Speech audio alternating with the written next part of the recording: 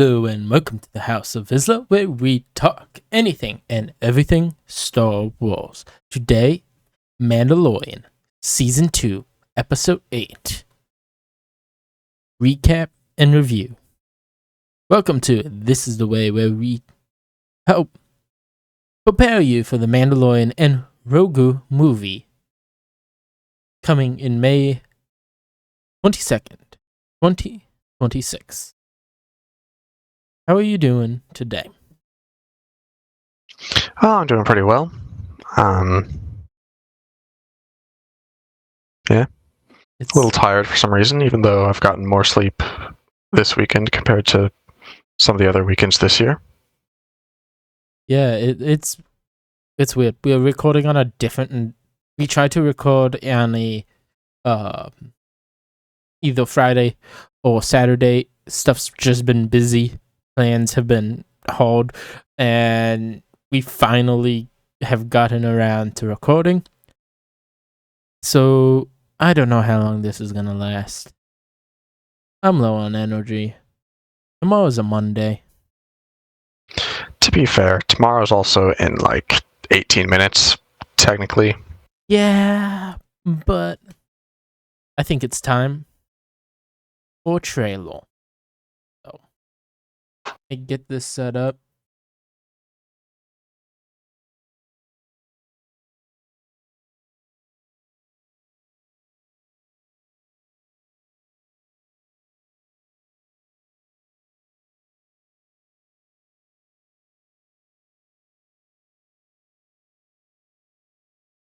There we go.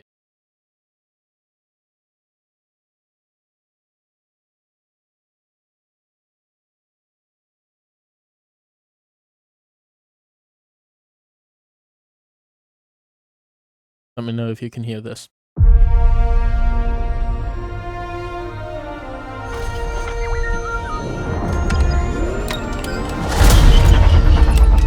Hey, never touch the buttons.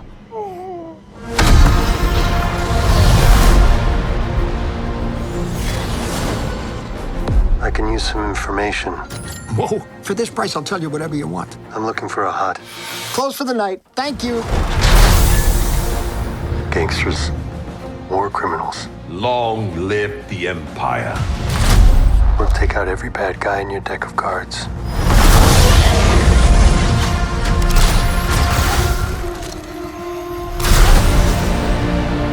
This isn't about revenge. It's about preventing another war. Strap in.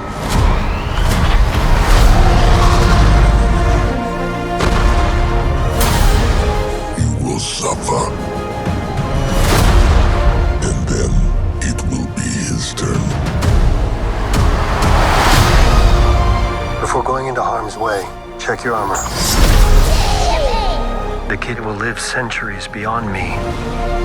I won't always be around to protect him.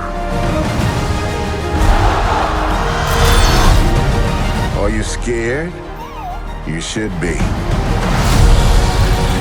Do we run? Or do we fight? I like this kid.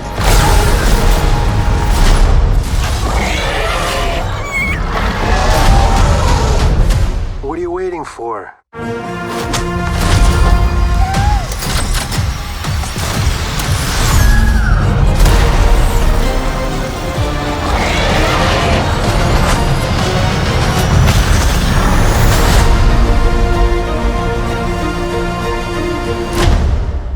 Let's save the rest for after dinner.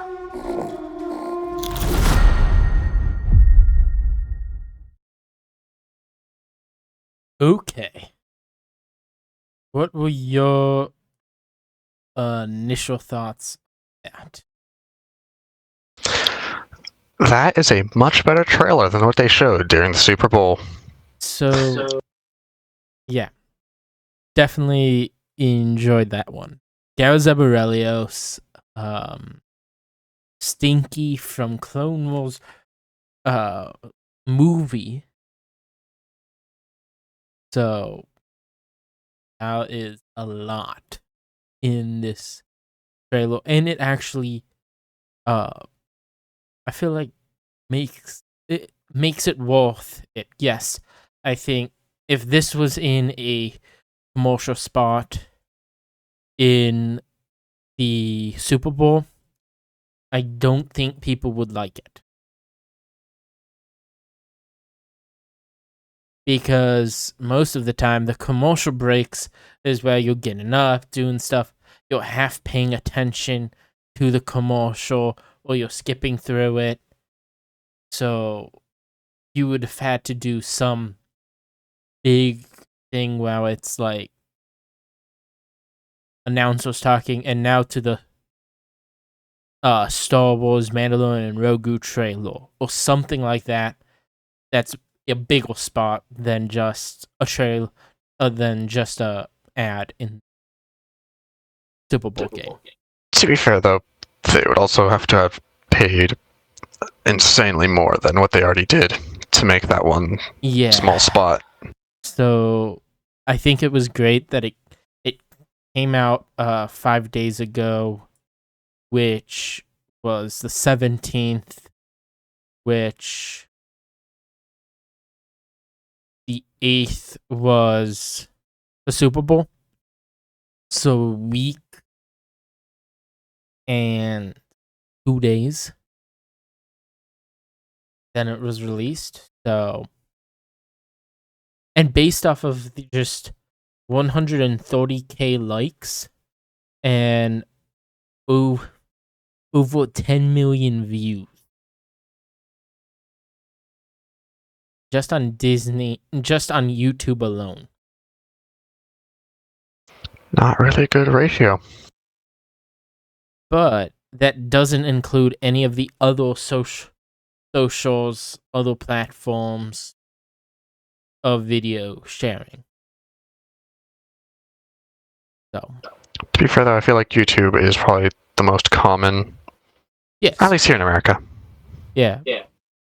But how many other people have reacted to this, and people doing a reaction just like what we did on a show, that getting uploaded and people seeing that.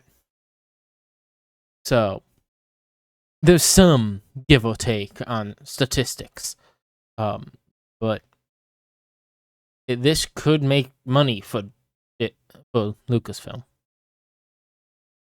I mean, I'm hoping it does, because that just means that it would be good, and we really need some good Star Wars stuff. Yeah. Compared to a lot of the recent, well, maybe not recent, but more recent movies. Yeah. But I think it's time for our main discussion.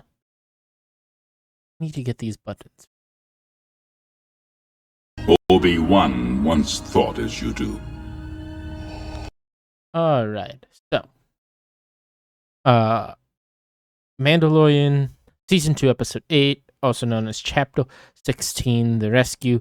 It out December 18th, 2020, and 44 minutes long, with like 6 to maybe 9 minutes of credits and end screen stuff. Directed by... For those of you who don't know, by the way, there is a post-credit scene, so if you haven't seen that, it's been how many years since it came out? 6. If you still haven't seen it after 6 years, I suggest going and at least rewatching the post-credit scene, if not the whole thing. Yeah. It was a really good episode. To answer your question, directed by Peyton Reed, written by Jon Favreau and George Lucas, starring Pedro Pascal, Samuel Morrison, and can't pronounce that name either. Gina Carano and Katie Sackhoff. And Moff. Apparently, we have different websites that we're reading from. No, I just clicked in to the deeper page of stalls. So we start with right after episode the previous episode, the Believer, Din Djarin, Fennec Shan, Boba Fett, and Cara Dune all have the location of Moff Gideon's starfighter. And it ended with Din Djarin sending Moff Gideon a message of, I know where you are. You have something I want.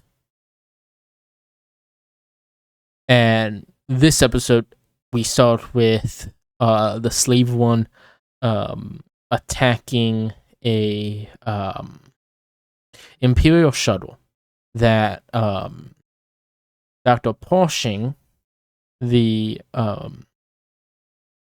scientist, has and is being transported to Moff Gideon's ship with.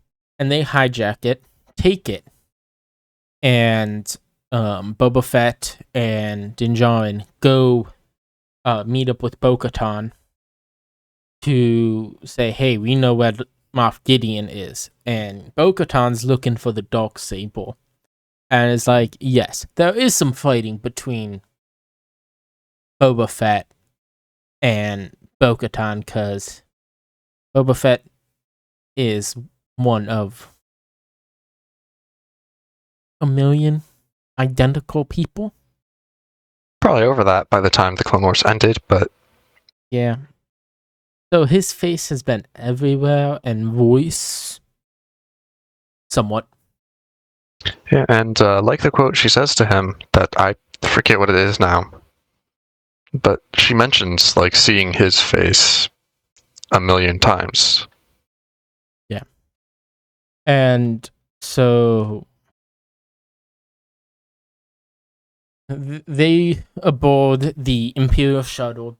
Boba Fett is on Slave One attack, and they both exit hyperspace together.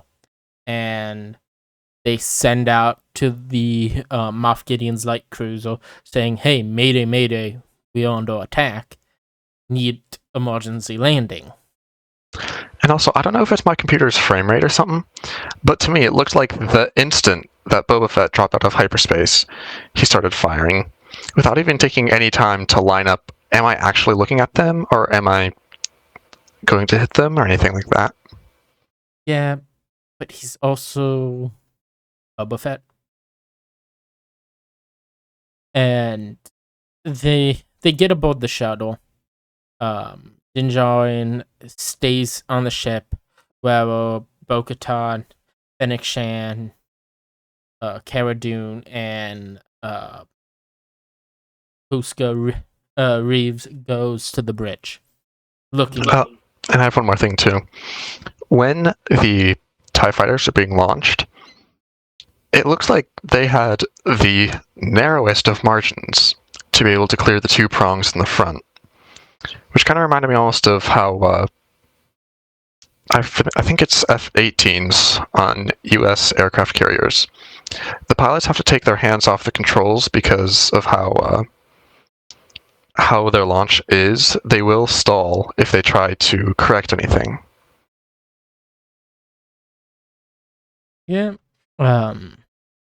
But Moff Gideon is waiting with Grogu with the Darksaber. And while it's going to Grogu, he has been attacked by one of the Dark Troopers, and that did not go well, and he jettisoned all of them out of the light cruiser. But Gideon and Din gets in a fight, and before it started, it was basically, yeah, you can get the kid, then you just need to get off my ship immediately. And he goes to pick up the kid and gets attacked by the back of the jetpack head by the Darksaber, and they start fighting. Gideon's attack would have been a really good attack if his opponent hadn't been wearing a Beskar suit. The one thing the Darksaber can't cut through. Yeah. How convenient. Or inconvenient. Yeah. But Din ultimately defeats Gideon. And we've talked about this previously. There's this there's this thing of whoever defeats the wielder of the Darksaber becomes Mandalore. And we've talked about, technically, that's Darth Vader or Anakin Skywalker somehow. But also, what do they mean by if you defeat the owner of it? Because we've seen the Darksaber passed in peace before, and apparently that still transferred ownership of it, but not rightful ownership of it. Yes. Sabine had it and gave it to Bo-Katan, and that wasn't rightful ownership. So does that mean, though, that whoever defeats Sabine is technically the correct owner of the Darksaber? Technically, Maul lost ownership because he technically had it and was defeated by Palpatine in Clone Wars. And then Palpatine wasn't defeated until Anakin defeated him.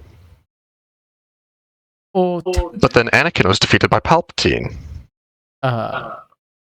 Technically, Darth Vader was defeated by Palpatine.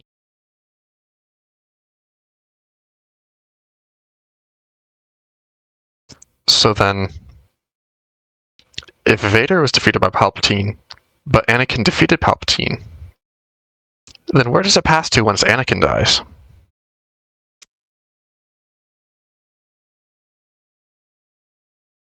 I don't know. I think because technically Anakin became the father and like this false entity. Technically, I don't know, but this is a rabbit hole that we've already went through, I think. How many times is the question? I can't recount. But this creates tension between Bo-Katan because she can't accept the blade because she's done it. And to rule, it must be won in battle. Din is technically Mandalore now, the leader of it. But Dark Troopers have started attacking the ship, getting to Moff Gideon in the bridge. And this situation seems hopeless. There's nothing you can do against a squad of indestructible Terminators that don't have an Australian, I think, accent.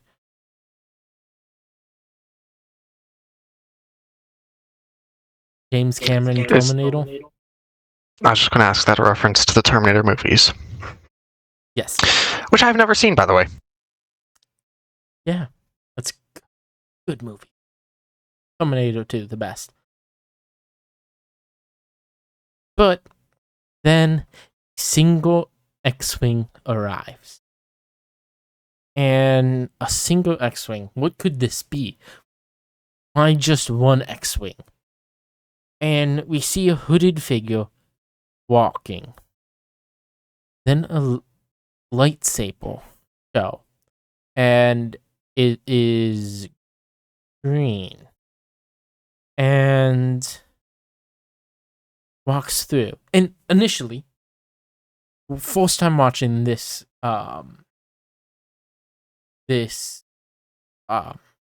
scenes, what did you think first?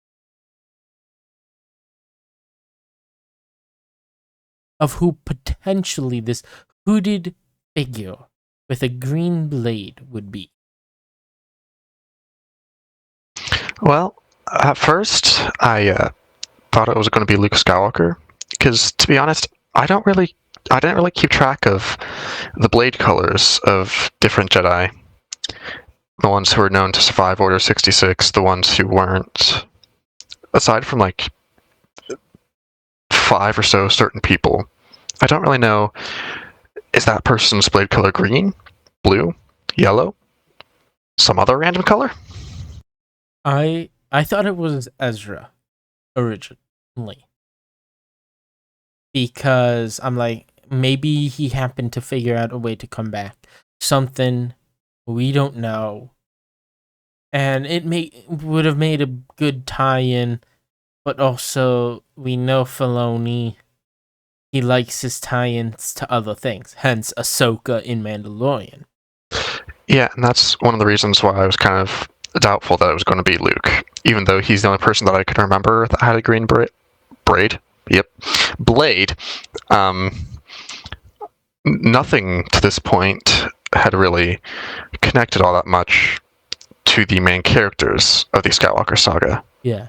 Like, yes, we had Ahsoka, yes, we have Bo-Katan, but they were all side characters. And that's why I thought maybe side character. But so originally I thought it was going to be Luke, but then when I thought that, I'm like, no, they're going to introduce a different Jedi that we hadn't heard of to this point, probably. Yeah. Yeah.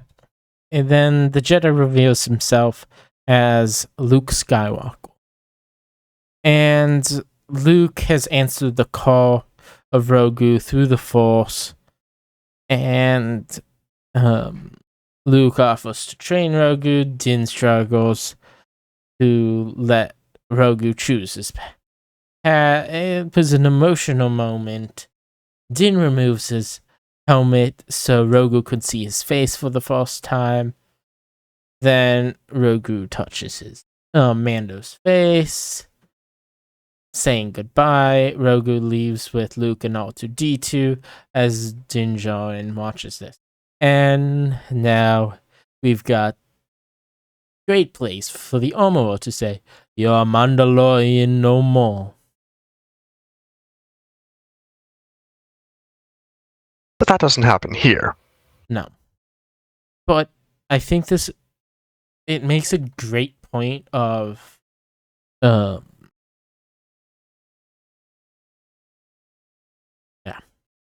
And then we've got, this is the only time where there were no concept art in the credits. And it was just dark, black. And then we got a post-credits scene. First one in live-action Star Wars television. And we're back on Tatooine. Boba Fett, Fennec Shane storms into Jabba's palace. Bib Fortuna is sitting as the guy in charge and on the throne. And significantly more rotund than the last time we saw him. Yeah. And he's gone. Dead. Boba Fett is now sitting on said throne.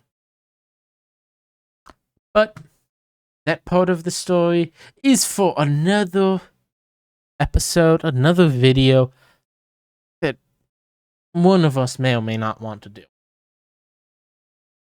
Or may or may not like. And one of us may like more than other shows we've done. So, last of season 2. Favorite moment or shot in the episode? I kind of liked like when they're on the bridge and they're all preparing themselves for the Dark Troopers to come and attack. They all know that if the I just said their name, how did I forget it? Dark Troopers. If they get in, then it's over. Yeah. So my favorite moment there's two of them. The final, before Luke entered into the quote unquote chambers and the bridge. The bridge, yes. Shambles. Makes sense. But he kind of mealed Darth Vader's Rogue One, and that was cool. And I actually noticed it this time. Well, other times, and I actually noticed his like silver belt buckle, which is the first time I didn't know. I never noticed that in any of the times I've watched it. But favorite moment, and then the Boba Fett Bo-Katan, Lady Reeves, banter stuff.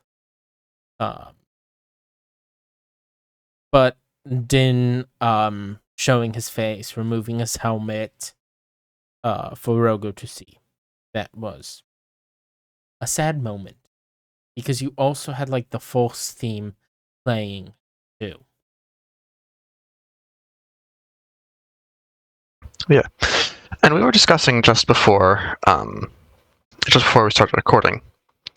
This could have made a good stopping point for the story of the Mandalorian. Din Djarin. Yes. And there could have been now spin-offs from it. Yes, Book of Boba Fett's coming. Which it came out. One season. But what if Book of Boba Fett was actually the third season and it was him, Boba Fett specific, and on him only, and then now we, instead of just one guy's focus, we jump to another Mandalorian, and it is the Mandalorian Rise of Fett or something. And then when we do after that, we could have done something like focusing on Bo-Katan and trying to retake and reunite Mandalore. And there could have been a lot of other stuff. And it allowed you to focus on other Mandalorians you've introduced. Maybe Paz Vizsla had won the armorer. And you could explore more in it than, Din Djarin's your main character. Because his story is kind of over. And in a sense. He completed his mission. So, and then I think we may have talked about it on this show, or we talked about it on the Sith Dominion podcast at some point, or we mentioned it somewhere. I don't know. But now you had a great place to start a new animated show in the same timeline. And now is Luke training Grogu and Luke getting his academy set up. Yes, Luke Skywalker is amazing in live action. Live action is amazing.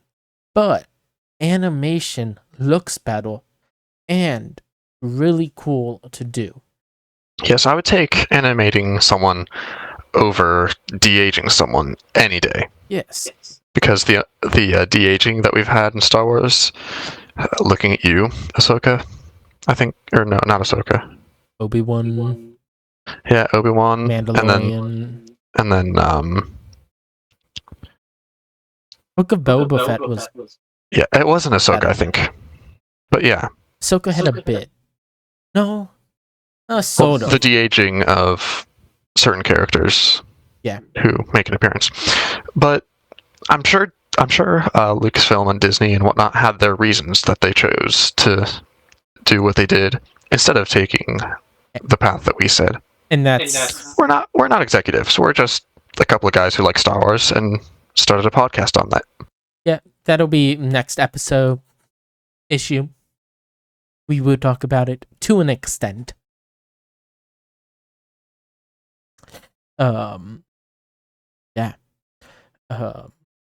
What is your rating on this?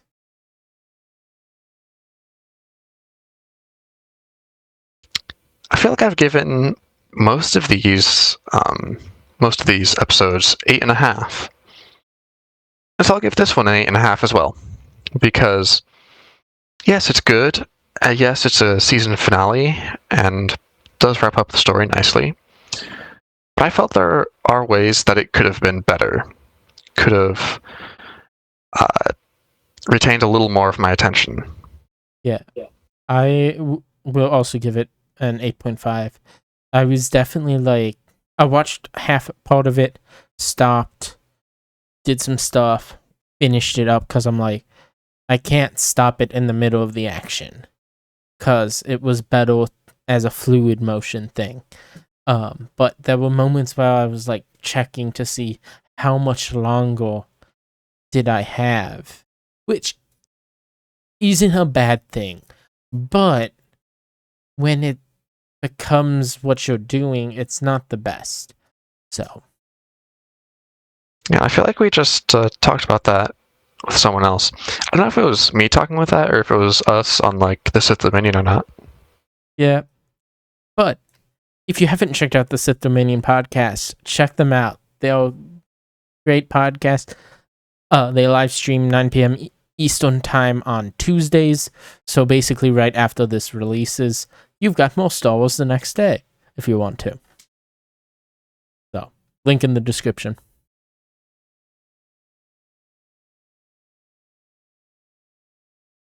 Yeah, so it is time for the count.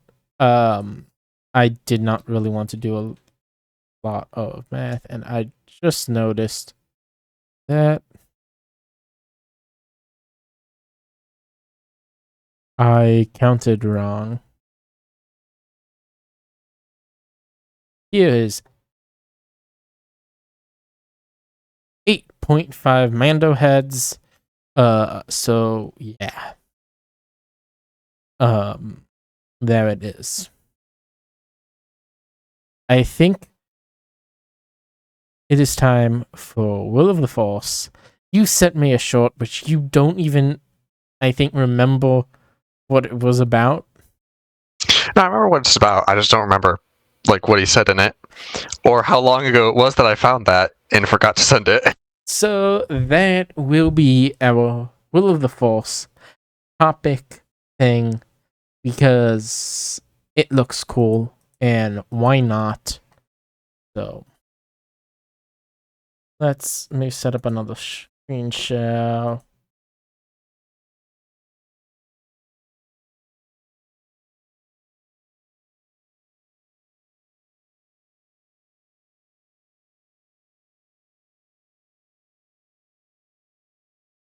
There it is on my side.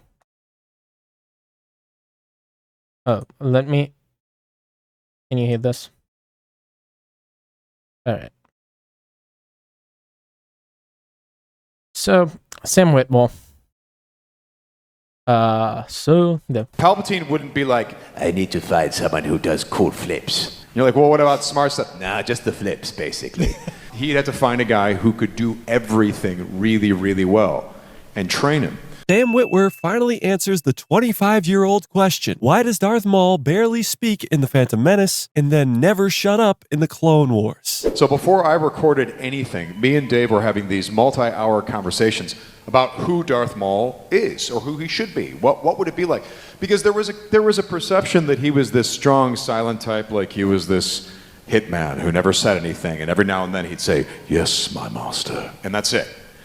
And me and Dave, the first thing we talked about was like, well, that's not all there is to the guy. In fact, this guy's going to have a lot to say because he's he's brilliant. This guy's really smart. And how do we know he's really smart? Because he's Palpatine's apprentice. Palpatine wouldn't be like, I need to find someone who does cool flips. You're like, well, what about smart stuff? There we go. Watching shorts for podcast is hard because it repeats itself. So. Well, that's just why watching shorts in general is hard. Yeah. But there it is. So, your thoughts on that? Yeah, I feel like that is a really good point that he brings up. Like, Dooku was not dumb. Anakin, or rather Darth Vader, was not dumb. So why would he choose Darth Maul to be someone who is? Yeah.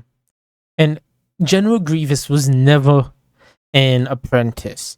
He was just a general in the Separatist army that knew how to use lightsabers.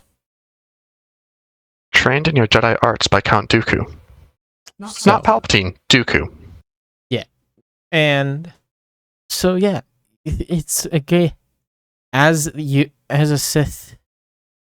Sith Lord Master, and we don't know, is Plagueis still alive? We don't really know, because we don't know much about Plagueis. Yes, it is in Legends, but canon, we don't know the time of Plagueis' death, if he's still around for all the events of Phantom Menace. So having a Sith acolyte assassin under you, or he is a Sith Lord, we don't know. They need to be able to operate on their own. And yes, he barely talks, but he's knowing what he's doing. He knows the abduction. He's just saying, "Yes, my master." Plus, when you're lightsaber dueling two people at once, can you really spare enough brain power to hold intelligent conversation? No. Do you have the will to hold intelligent conversation? No. So yeah, yes, he could have spoke out. He could have said this and this, but the thing was, he's Palpatine's. I'm an apprentice. I'm a Sith assassin acolyte. I am the guy under Palpatine. I know everything. I'm read in. Why would he? He's not a threat to him.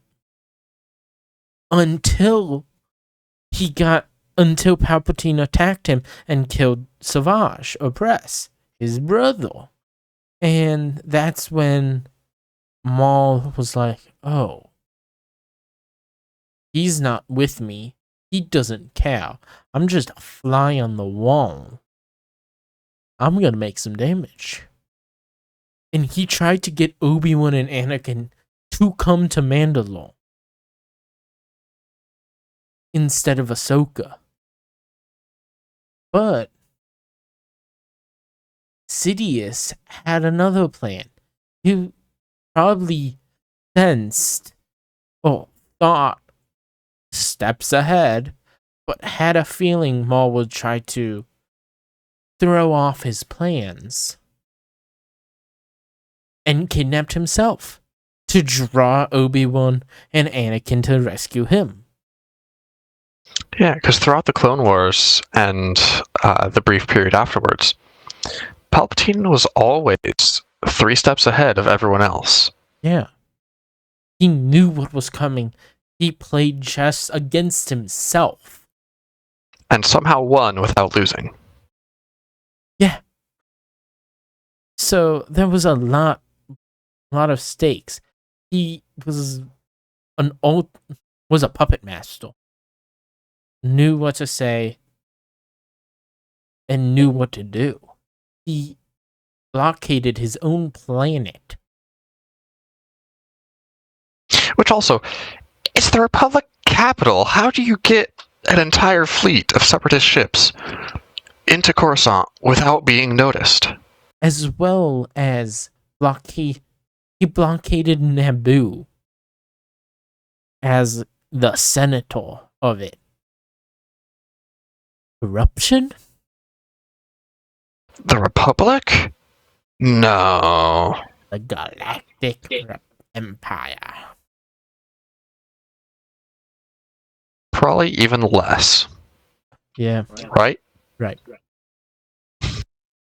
So, let us know what you thought of Sam Witwer's clips on Darth Maul having to be smart. And yes, it makes sense that he barely talked in it. But in Clone Wars, he had a lot to say. He had a lot of anger towards Kenobi. He was a thorn in Palpatine's side. So what's next for him?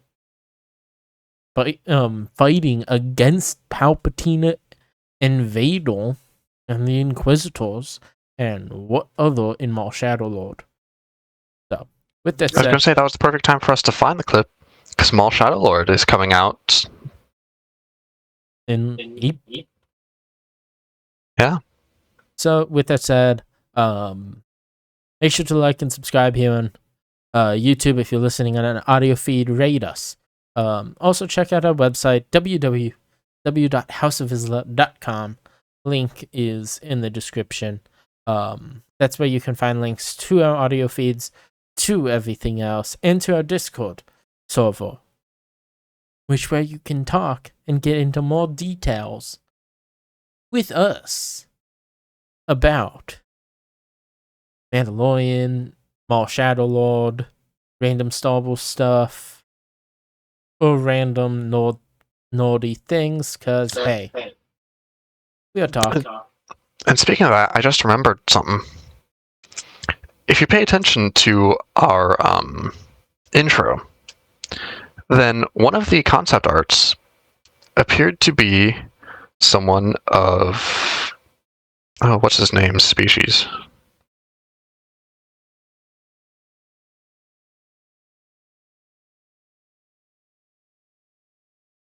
Someone of Plo Koon's species was originally planned to be the Jedi that rescued them. Looks like Tiger's trying to find that now.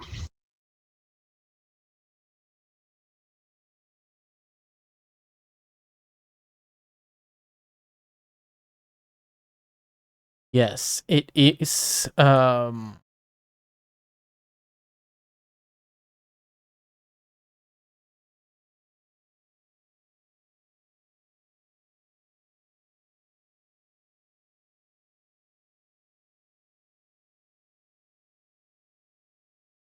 There it is.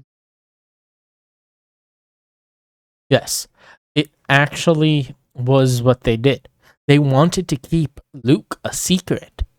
It was the most secretive thing. No one knew it was Luke. They filmed that segment as last as they can. And was like, don't tell anyone. We will find out if you do. And they put Plo Koon out as kind of like the I forget the name. What it would be. Red herring? Devotion. Two people. So. To be honest, though, I wouldn't have minded if it actually was someone like Plo Koon instead of Luke. And Plo Koon was actually one of Dave Filoni's favorite Jedi because the Wolf Pack was under his control. And his favorite animals are wolves. What, you mean the guy whose name in universe is Trapper Wolf? Yep. Yeah. Yep. Yeah. With that said, may the Force be with you.